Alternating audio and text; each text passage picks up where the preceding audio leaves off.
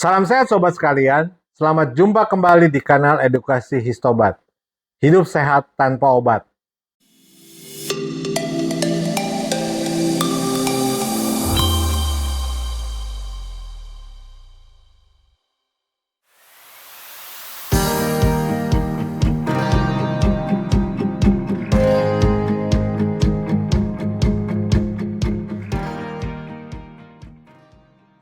Kali ini kita akan membahas lebih lanjut tentang menganalisa hasil pemeriksaan Kierema terhadap organ tubuh dan kaitannya dengan pemeriksaan lab kedokteran barat.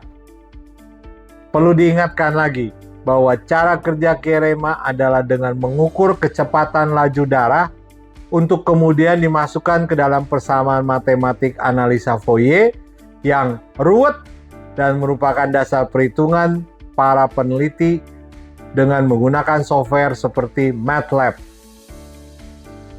Saya sudah membagi laporan Kierema menjadi beberapa kelompok yang dikaitkan dengan halaman, dimulai dari halaman 1 sampai 41 yang berisi peredaran darah di jantung dan otak.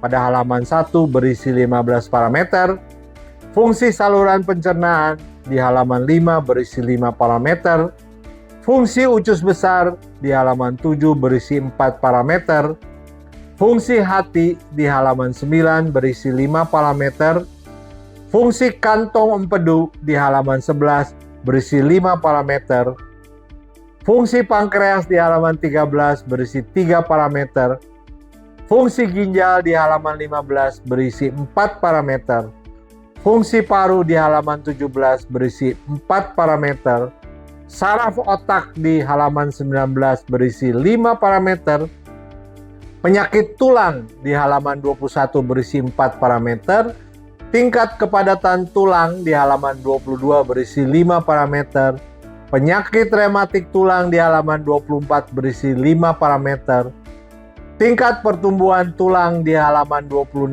berisi 5 parameter, gula dalam darah di halaman 28 berisi 3 parameter, kandungan mineral di halaman 30 berisi 19 parameter, vitamin di halaman 35 berisi 10 parameter, asam amino di halaman 38 berisi 10 parameter, dan koenzim di halaman 41 berisi 6 parameter. Laporan halaman 44 sampai 90 adalah khusus untuk pria.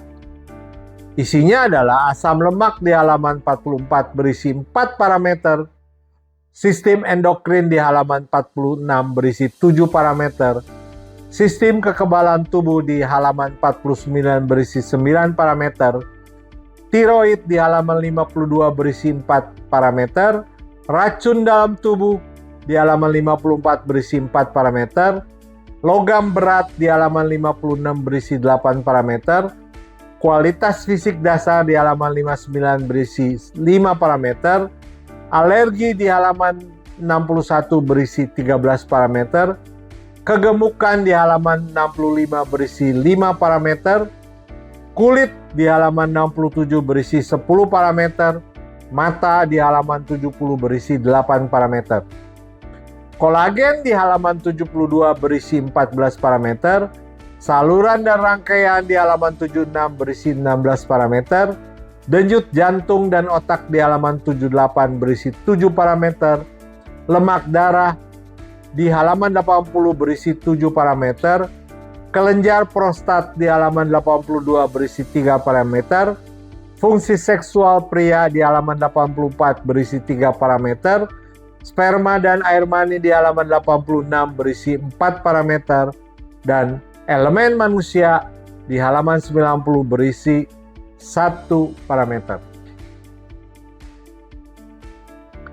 Laporan halaman 72 sampai 91 khusus untuk wanita. Kolagen di halaman 72 berisi 14 parameter, saluran dan rangkaian di halaman 76 berisi 16 parameter, denyut jantung dan otak di halaman 78 berisi 7 parameter, lemak darah di halaman 80 berisi 7 parameter, organ reproduksi wanita di halaman 82 berisi 9 parameter, payudara di halaman 85 berisi 5 parameter, siklus menstruasi di halaman 87 berisi 4 parameter, dan terakhir elemen manusia di halaman 91 yang berisi 1 parameter. Secara grafis, saya mencoba untuk membuat pengelompokan yang lebih terarah dari hasil pemeriksaan analisa Kierema ini. Terdapat 4 kelompok besar yang sudah dikategorikan dan semuanya ternyata berkaitan dengan program gaya hidup sehat modern yang terdiri dari makan yang baik, tidur yang baik, berolahraga yang berkecukupan, bersosialisasi dengan baik, dan bermeditasi untuk menenangkan pikiran, serta satu tambahan yang selama ini selalu menjadi perdebatan, yaitu minum yang baik.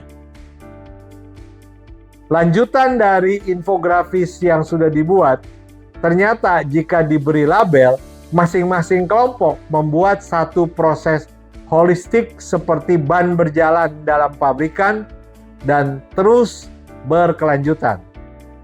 Pada kelompok-kelompok tersebut ada input, ada proses, dan terjadi output yang kemudian akan kita rasakan dampaknya. Pada praktek kedokteran barat, biasanya dampak dari proses yang selalu menjadi patokan untuk perbaikan atas semua gejala yang dirasakan. Padahal kalau kita mengikuti alur dari infografis, kita harus mencari sumber masalah untuk perbaikan yang signifikan dan yang sering disebut sebagai holistik. Konsep inilah yang dilakukan oleh TCM beribu tahun yang lalu, yang walaupun hasilnya agak lebih lama dan dampak perbaikannya bertahap, tapi kita dapat menjadi sehat tanpa mengalami kerusakan organ lain yang disebabkan oleh tindakan-tindakan tersebut. Jadi kesimpulannya, kita harus menerapkan gaya hidup sehat modern secara menyeluruh agar kesehatan kita bisa menjadi lebih baik dan sudah pasti tidak memerlukan obat-obatan jika memang tidak dibutuhkan oleh tubuh. Demikian bahasan lanjutan tentang Kierema yang saya sebutkan sebagai alat kesehatan yang to be good, to be true, terlalu hebat untuk dipercaya, dan terlalu nyata yang kelihatannya. Untuk pertanyaan dan komentar, silakan tulis di kanal YouTube ini, atau bisa juga mengirim pesan di WA 0815 74 74 74 53.